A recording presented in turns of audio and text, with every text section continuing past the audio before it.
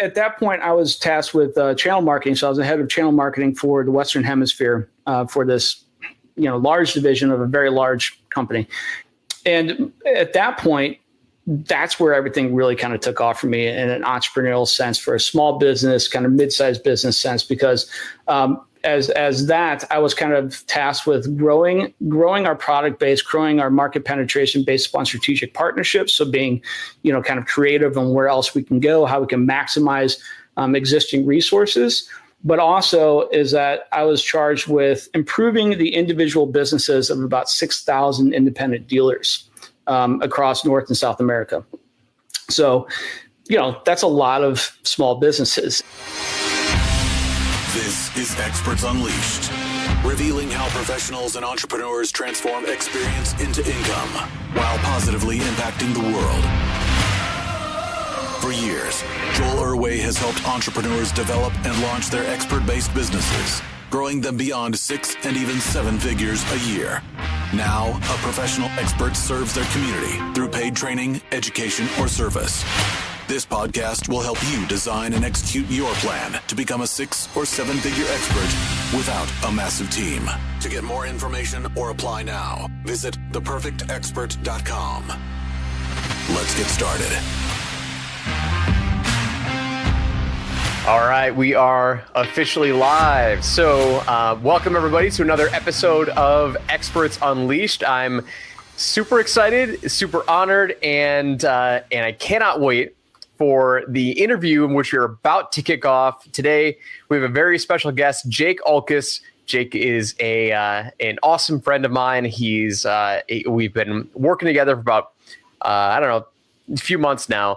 And Jake is somebody who carries a powerful story about a very unique skill set that he has been able to monetize. And I cannot wait to jump into our interview today. Jake, welcome to the show, man. Thank you. Thanks for having me. Pleasure to be here. Yeah, man. So it's funny. We just got back from a conference down in Dallas. We spent a few days together, did a couple of escape rooms together. Tell our audience a little bit about your genius. Like, tell us a little bit about what you do now with your hidden equity and your profit loops. Just give our audience just this a glimpse into the life of Jake Ulkus, the glorious consultant that you are. Okay, well, cool. Thank you for that intro. That's very flattering. But I guess what I do, what you keep talking about, what I actually describe is I consult on extracting hidden equity from businesses. Okay. And hidden equity is kind of it's a term that I kind of borrow from other industries and I bring it into what I do now and from the niches and people I work with.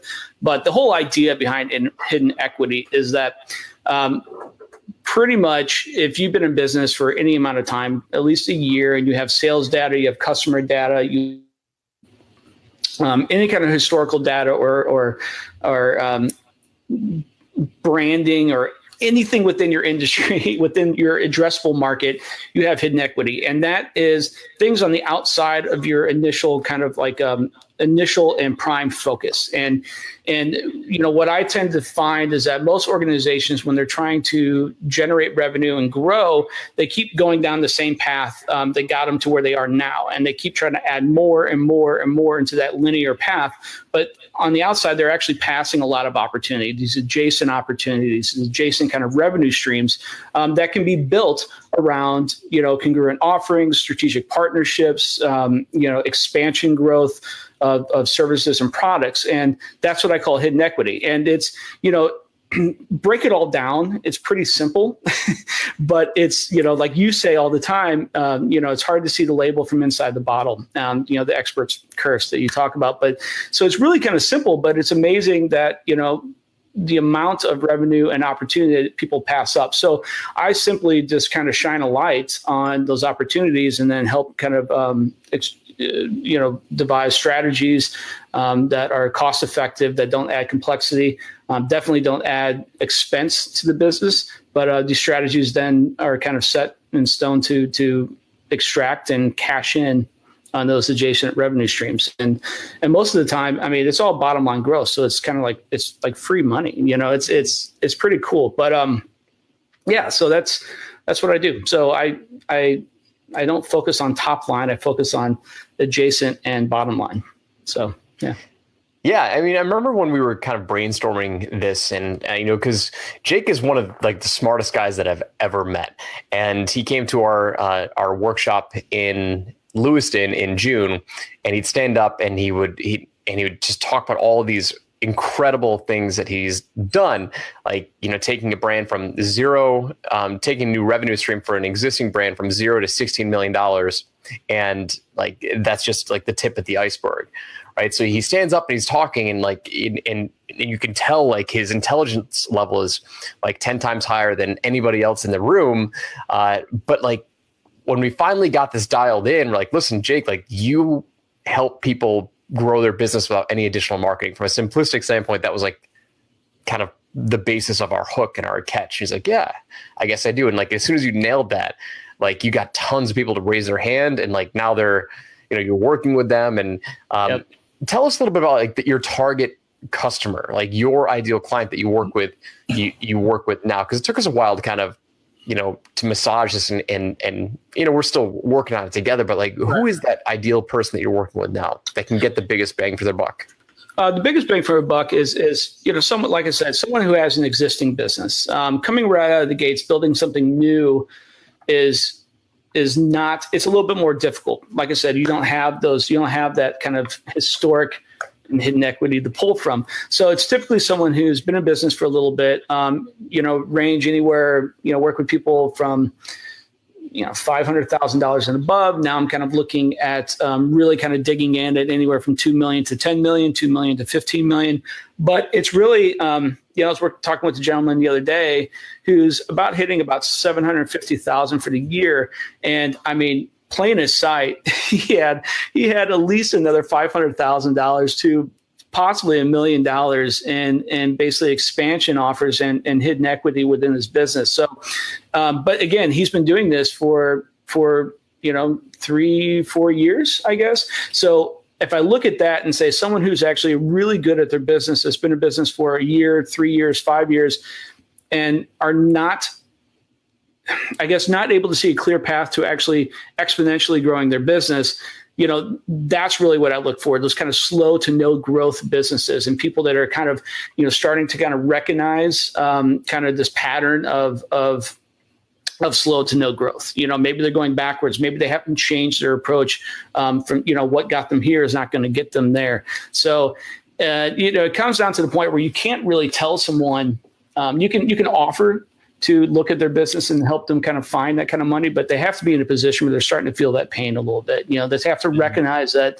their expertise is not equating to the level of return that they're getting. You know what I mean? It's not equating to the level of impact that they feel that they can have. There's a delta there that is quite painful and it's noticeable. So they have to raise their hand. So it's kind of, and those are the people I enjoy working with because they're ready. They're ready to kind of, because everything I talk about, everything I do, like I said, it's simple, but it's different from what you've been doing. So you have to be open-minded to kind of go, you know what? Okay, I can, we can try looking at this. We can try doing new things and stuff like that. And, but anyone who's kind of just starting out and still trying to ramp up is probably not, they might not have that kind of mindset just yet. So this guy, this prospect was stuck 3 or 4 years at the same revenue potential or same annual revenue roughly. Yeah, just about. Yeah.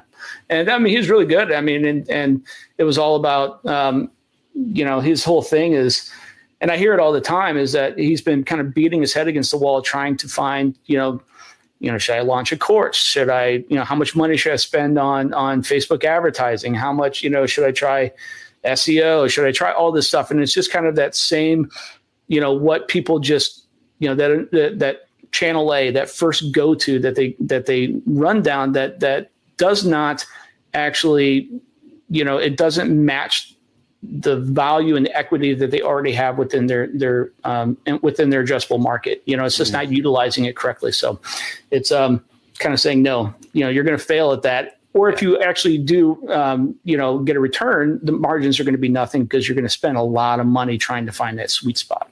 So let's work with what you have, so. What do you think it is that gives you the knowledge and the expertise to be able to like look at somebody's business and see this hidden equity, see these opportunities that exist within their business? Like, what do you think gave you that experience and that insight to be able to provide that to a client?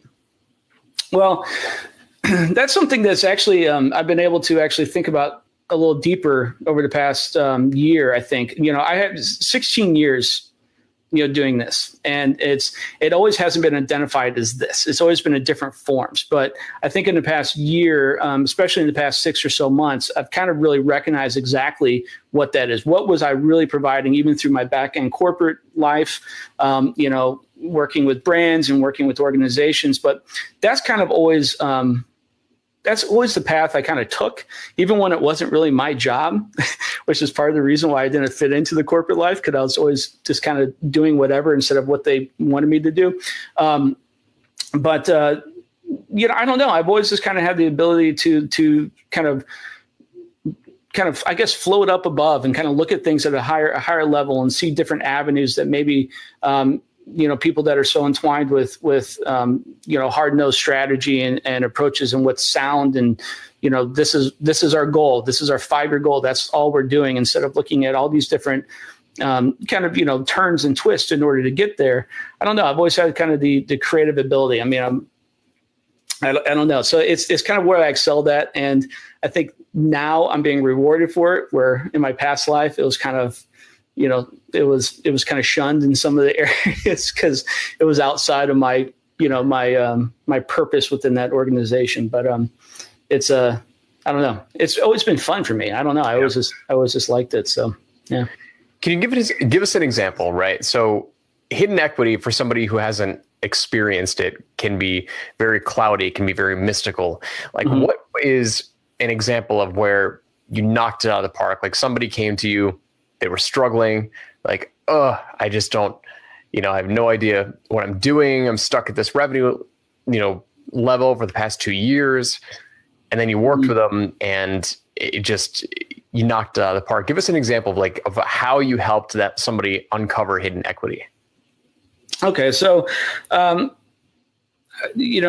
was approached and started working with a woman who had a long, just like me, had a long kind of corporate career. And, her job was managing kind of, HR facilities for a Fortune, I guess they're probably a Fortune 50 company. I mean, big company. She was in charge of everything.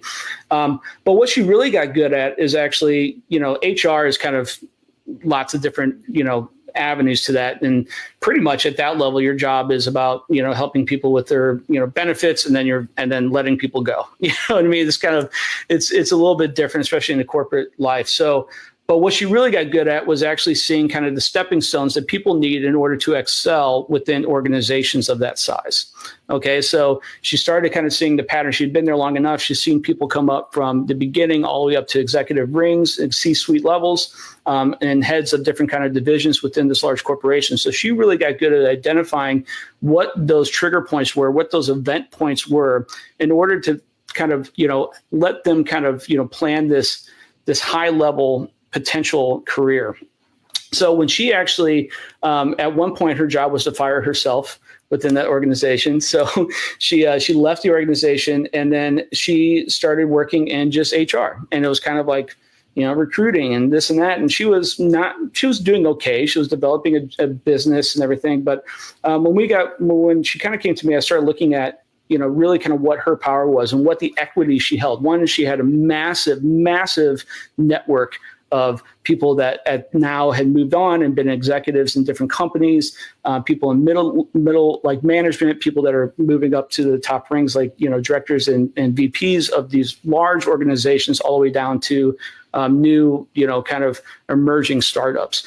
So, looking at her equity was like, listen, you're doing the wrong thing. You're really good at what you're doing. I get that, but you're doing the wrong thing. Let's actually look at what equity you've built over your 25 years. And that's what being able to basically forecast the end point of someone's career based upon how they started, right? And And it was kind of this crystal ball thing that she had. It was amazing. So she, so basically we kind of threw out her business, and kind of approached it a different way of saying like, listen, let me kind of guide you and let me show you the exact steps you need to take right now in order to end up and where you really want to be future, down the road. So it's not really about the next position or the next move within your organization. It's about making hard decisions, but looking, 5 years, 6 years down the path, where's that going to end up, and selling that as a service. And that, for anyone who is starting out in an organization who is type A, who is really, really kind of pushing to move up in those kind of organizations, or middle management looking to hopefully one day hit C-suite, that's a very valuable thing. That was something that people went, yes, that's what I want. And I think so we put out the offer. We actually put out to her list and her network that she already had. And, we pretty much 5x'd her monthly revenue in under 10 days. Nice. And so, it was just kind of one of those things that's like light bulb, boom. And at that point too, it was kind of tossing out the process, and it was more along the lines of advisory role, which was the fulfillment was much less, it was less stringent at that point, and she could charge more. And that was just the beginning. So it was kind of like moving up from there, but that was kind of, that was actually years ago. And that was one of the first real things. So I went, oh, okay. There's something inside of looking past what you're doing and looking at really what the magic is that you have, you know what I mean? And so that was kind of the first jump into it. But that was a very successful and fun project for me. So, yeah. So for her, it was just like this minor pivot that, allowed her to make an exponential impact immediately, like within 10 days. It's like she's sitting on this pile of cash, but she couldn't see it for whatever reason. Like it's this blind pile of cash, or I remember we were talking about this before. It's like this roadmap, that people don't have to the bank. And it's like, you're giving them the roadmap, and they've already deposited this money in the bank. Now they just need to go to the bank and take it out, and they just have no idea how to get there. And so you're giving them that roadmap. Yeah, and that's a great analogy, is the fact that throughout her 25-year career, she has developed this kind of superpower, but she just kind of always felt like, I'm at HR. This is what I do. And when I get out, I'm going to fall back on what I know, and I'm just going to keep plugging along and trying to build, a kind of consulting business on what I was getting paid for before. That's what I know. But her 25-year experience and kind of evolved ability to forecast an endpoint to someone's career, depending on decisions they're making today, that was pretty much writing checks. She was writing herself checks, and she couldn't even see it, but it's until you actually sit there and go, okay, that's what I'm really good at. These are these adjacent opportunities that I pass up on a daily basis. Now it's time to actually cash those checks in.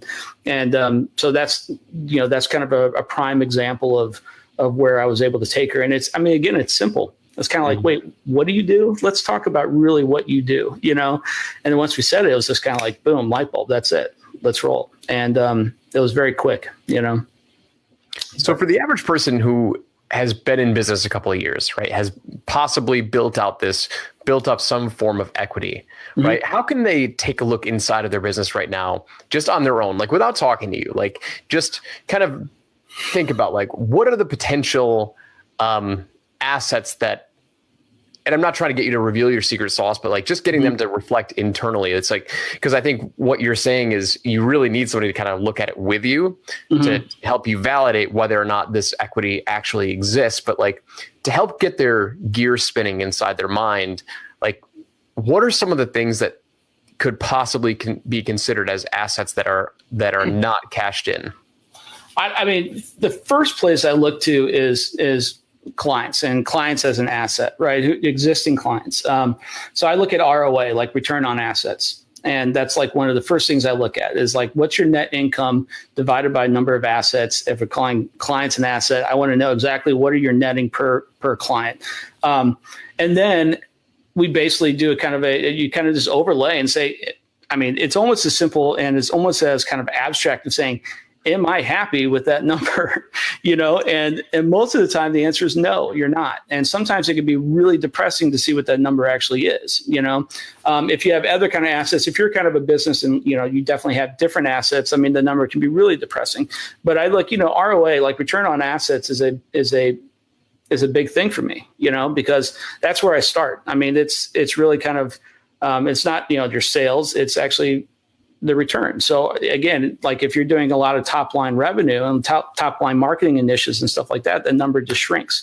So how can we actually increase the ROA?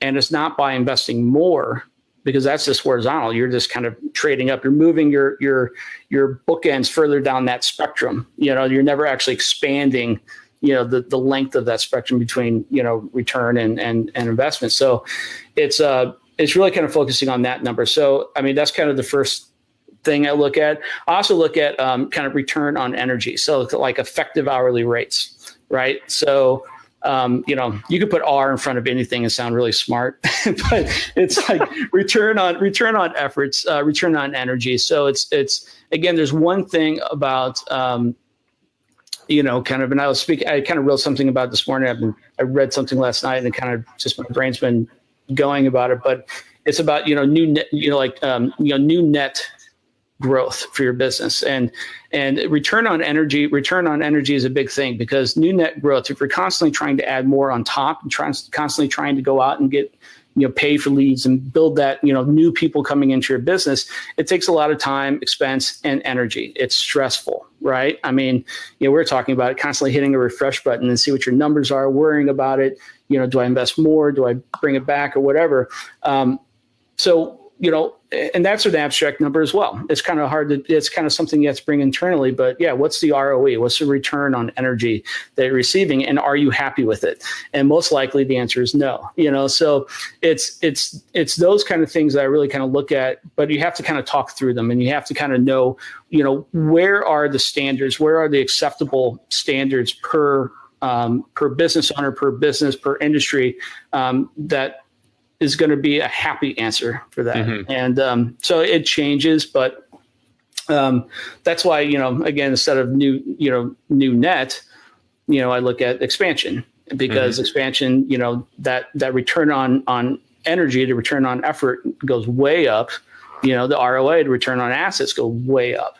So it's the better I can get those two numbers, and the better, I guess the incremental, the increase I can have on those two numbers on a business is, where my value lies. So, yeah. Love it, man. Yeah. I mean, it makes total sense. And a lot of times, I can speak from experience, once you're in business for 3, 4, 5 years, our focus can get diverted to, okay, when we think growth, we think new, meaning we have to get new clients. And mm-hmm. even though we spent the past 3 or 4 or 5 years getting clients, because we're in business, we're making revenue, so you should be getting customers and clients, we don't look in the rearview mirror and look at what we've already done and figure out how to grow that asset, right? Mm-hmm. So like we get those customers, then we tend to move on, and mm-hmm. we want to look at how do we get more customers. Like our field of vision is completely blind, mm-hmm. Or it's looking in the wrong space, and so you get your clients to say, hey, listen, if you're stuck, it's because you're constantly grinding, trying to get new business when, you have some probably very low hanging fruit in your existing wheel well that you've already put in the efforts for, and you've probably only cashed in a small percentage of what that's actually going to provide for you. All right. And as well as I do, we've had conversations about this, but especially when you go out and you want to validate new ideas, is the only way, the most intelligent way to do it is do with what you already have. You know what I mean? How do you test it? How do you test it internally to make sure it's validated? How can you actually pull more money out of, if you have a current list, instead of going out and trying to build a new one, or going out and trying to, push that to cold, why not push it to warm, see if it resonates, see if it actually works. And then you can actually plan your expansion for new net versus, owned expansion. So it's, again, this is not revolutionary, but it's something that a lot of people just kind of gloss over and they kind of move on. And that's kind of where I kind of focus. I kind of focus on, I call myself a growth partner, because again, I do this all one-on-one individually. And I think that is absolutely required in order to have massive impact with these kind of shifts, because, kind of just telling someone about it and leaving them to their own accord to actually go off and maintain that course, they're going to fall back on what they've already, what they've always known, so how do you actually, sitting with them and actually becoming a growth partner with them, just helping them kind of, transition to this new thought and maintain it is kind of, it's extremely important too. So.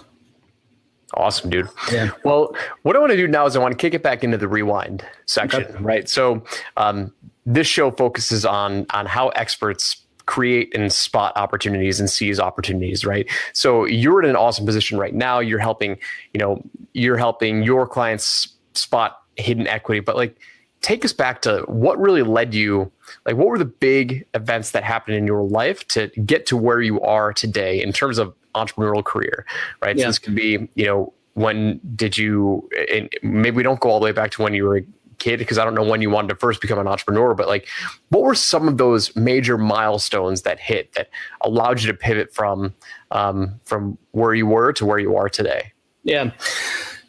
I think, I didn't really think too much about entrepreneurship when I was a kid, I guess. I just kind of floated through and then kind of grabbed on. I was kind of an artsy kid. I actually went to design school and got a couple of degrees in design and illustration. So I was like a fine art guy, right? And then that kind of got me into footwear and got me into branding and kind of working in footwear. And I worked for some large brands in footwear. And I think just because of my drive and my excitement about it, I was actually given a lot of responsibility quickly.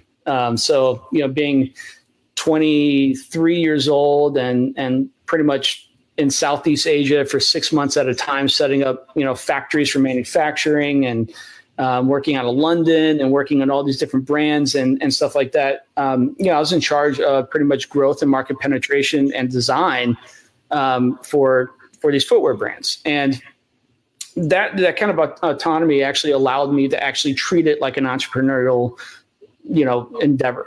Right. And it was kind of like, it was me, working with market research and me setting, new lines and me figuring out how to fill gaps within, the demand of the market. And that's kind of, I think, my first jump into kind of having almost kind of an entrepreneurial ownership over something. And I got really excited at it.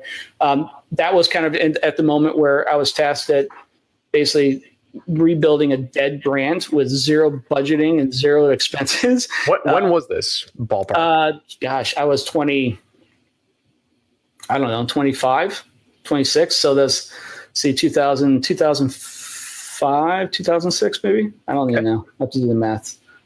I'm 40 now, so it was a while ago. But so that was like my first jump into it, and that's when I was able to take a brand from 0 to 16 million in just under 3.5 years with zero marketing spent. Like I had nothing, and that was being extremely resourceful. So as far as being an entrepreneur, I think that was kind of my kickstart into being, hard-nosed, hardworking, figure it out, 100% resourced and then just figuring how to basically go out there, pound the pavement and get penetration, get market penetration, get consumption of our products. So, that was kind of, it was fun, it was great. After I left, they completely killed it again, but it's very disappointing.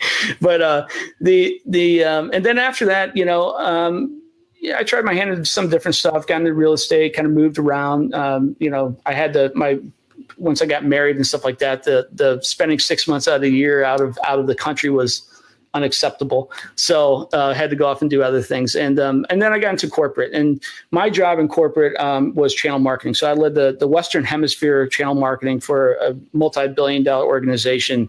Now, to be clear, when you say you got into corporate, what does that mean? You got a job because you were basically so you left, I just want to make sure I understand this. So yeah. You left that company where you took them from that footwear brand, right? Yeah. Then you went into real estate. Yeah. Okay. So, then you left real estate. Yeah.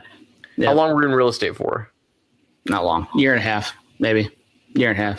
Yeah, and I didn't really enjoy it. I love putting the deals together. I love working more on kind of mixed, working with developers. So again, it was ideating on what could be instead of just selling what's there. It's kind of figuring out like, this is what we can do. We can do this, and we can bring in these people to, I don't know. But anyway, that didn't really last. It was kind of like, this isn't me either. And then at that point, then I went full corporate. So my other job before was privately held company, and kind of firm. And then I went full corporate, and it was a multi-billion-dollar multinational organization. So I became a cog in the wheel, so to speak. But yeah, so I was at that point, I was tasked with channel marketing. So I was the head of channel marketing for the Western Hemisphere for this, large division of a very large company. And at that point, that's where everything really kind of took off for me in an entrepreneurial sense, for a small business, kind of mid-sized business sense, because as that, I was kind of tasked with growing our product base, growing our market penetration based upon strategic partnerships. So being, kind of creative on where else we can go, how we can maximize existing resources. But also is that I was charged with improving the individual businesses of about 6,000 independent dealers across North and South America. So, that's a lot of small businesses. And these people, this was kind of their life. So they've all been in business for anywhere from 5 to 20 years. We supplemented some marketing spend for them, but for most of it, it was how do I help you improve your business based upon what we're already working with, right? Mm-hmm.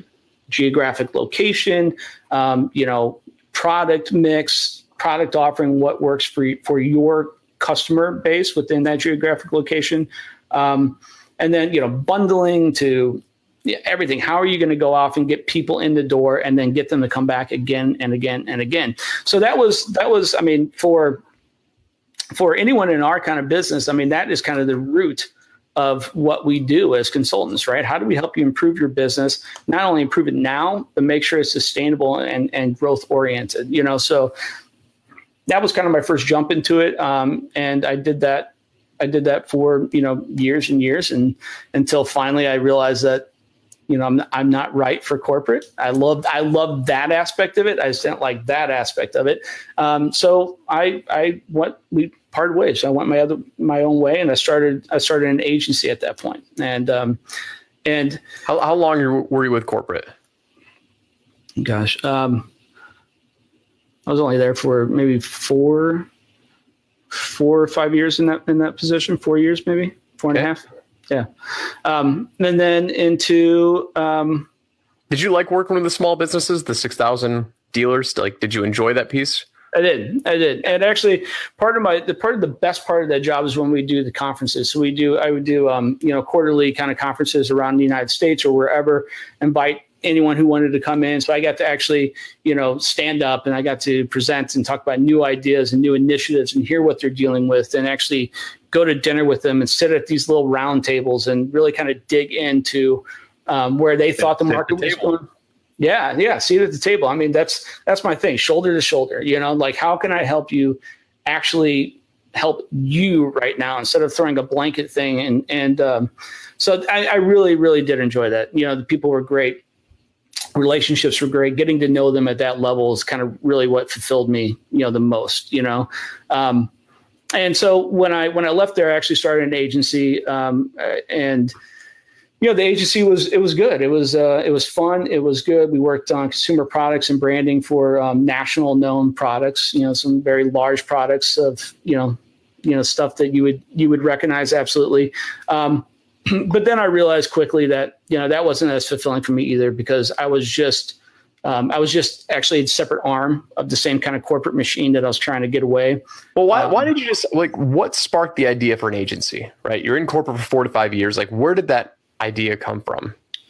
Yeah, there was still lots of red tape, and it was still kind of the same game. I was just at a different entry point than I was when I was inside corporate. It just got to be a point where I realized that also is not what I want to do. I want to be able to work, I want to be able to work in a very agile process. And I feel like in today's market, in the way that business is run today, you need to be fast. You need to be able to kind of turn and change strategy quickly, still have the same endpoint in mind, but be able to shift and try something different. And at that level, it's just not possible, because there's so many different chains to go through. And, regardless of whether or not we got a result, it wasn't fulfilling.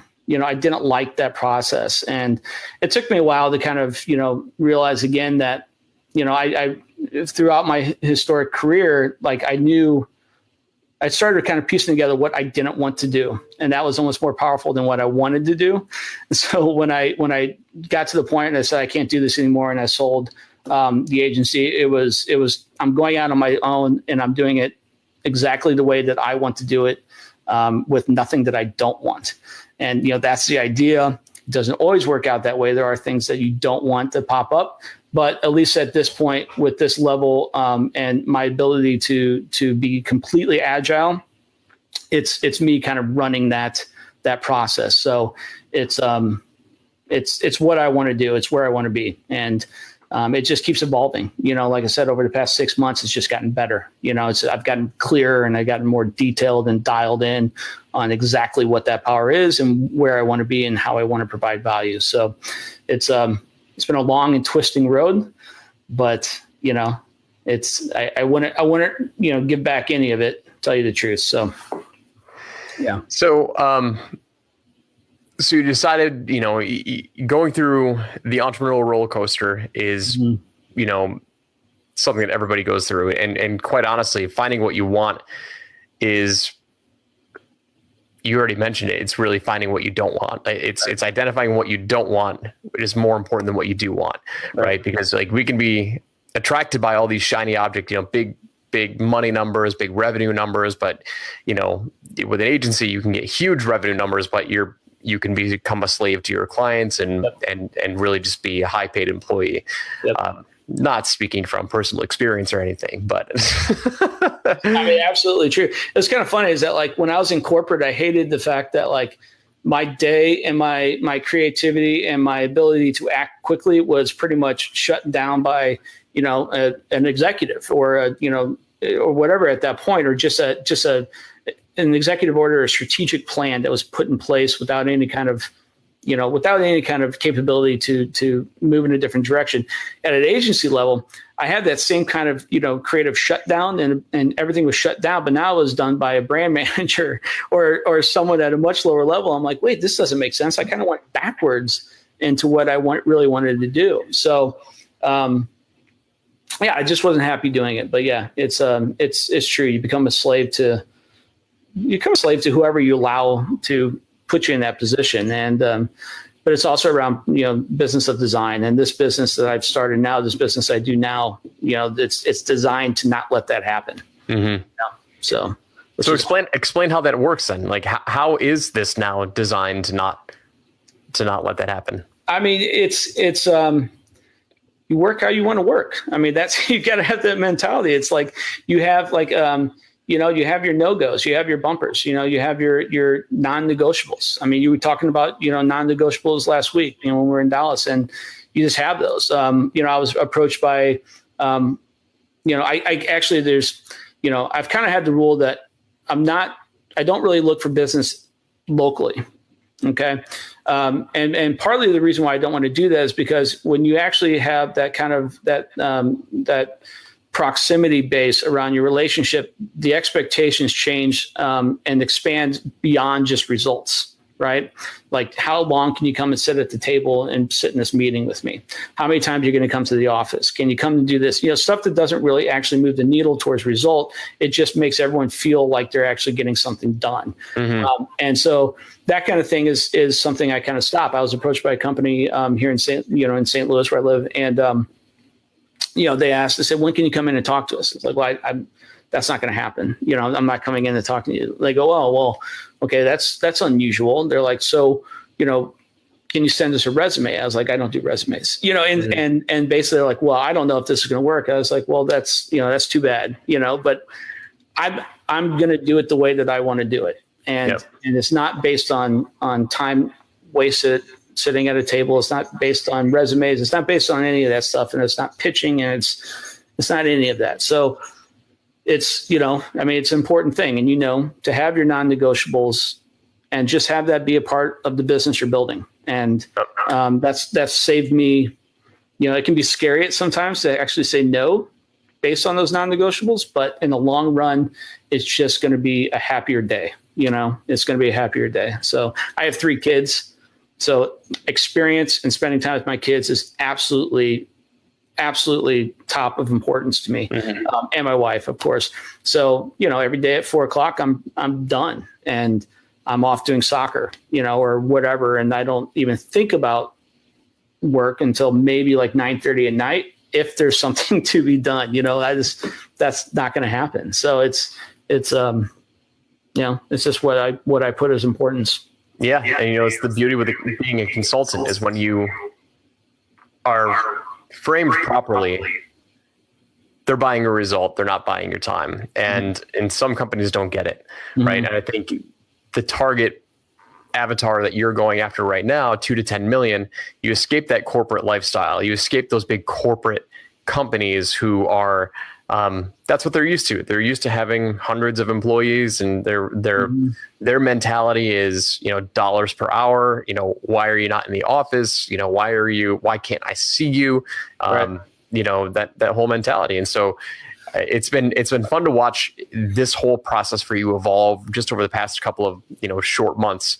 And I think you nailed it. I mean, you're onto something really, really, really cool. And, I'm glad you don't work with anybody in St. Louis, anyone locally, because I wouldn't want that obligation either. That'd be terrible. Yeah. But, it's important. And like you said, I mean, even at 2 to 10 million, I mean, it doesn't really matter on the size. Everyone's going to take what you give them or what you allow them to take. You know what I mean? And even a very small, agile company, if you open the door and allow for them to actually dictate, how everything's going to go based upon how they've historically worked outside of how you actually approach things, they're going to take it, And so it's not you being mean. It's not you being lazy. It's just basically setting a clear, set of parameters. This is how this kind of works. And, you need to be okay with that. Are you okay with that? And it's an easy conversation, and, it doesn't always go the way you want, but it's better for everyone to have it. So, yeah. Well, dude, Jake, we had an awesome conversation today. We talked about your whole journey of, I actually didn't know that you went to fine art school. That's really interesting. So you're a designer. That's why your website looks so beautiful when you sent it over the other day. Yeah, that's also, I mean, the program is actually really easy to work. But yeah, I have a graphic design degree and went to art school. So went to art school and became an entrepreneur. So you worked for a footwear brand. You took a revenue stream of theirs from 0 to 16 million in 3.5 years with no additional marketing. So that's kind of like the catalyst of like what you're doing now, just with a different type of customer. Yeah. Then you went into real estate for 1.5 years. Then you went to full corporate, did channel marketing, worked with 6,000 small business owners and small dealers. That's kind of where you got that love for working with the small business owner, right? Right. And then, and ultimately I wrote down this question: how do I help you with what you already have? And I think that's the nature of really what you do, right? Yeah. Hidden equity. How do I help you with what you already have? No additional marketing, no additional, paid traffic or expenses required, right? Yeah. And that's super valuable. Valuable. You're giving people the roadmap to the bank that they've already deposited cash in. Yeah. And, that's awesome. I mean, you decided against the agency model. Agency model is not for everybody. It can be very stressful. It can be very debilitating. And now you have created your bumpers. You've created your, you've created your non-negotiables. And it's fascinating, dude. Did we leave anything out that we missed?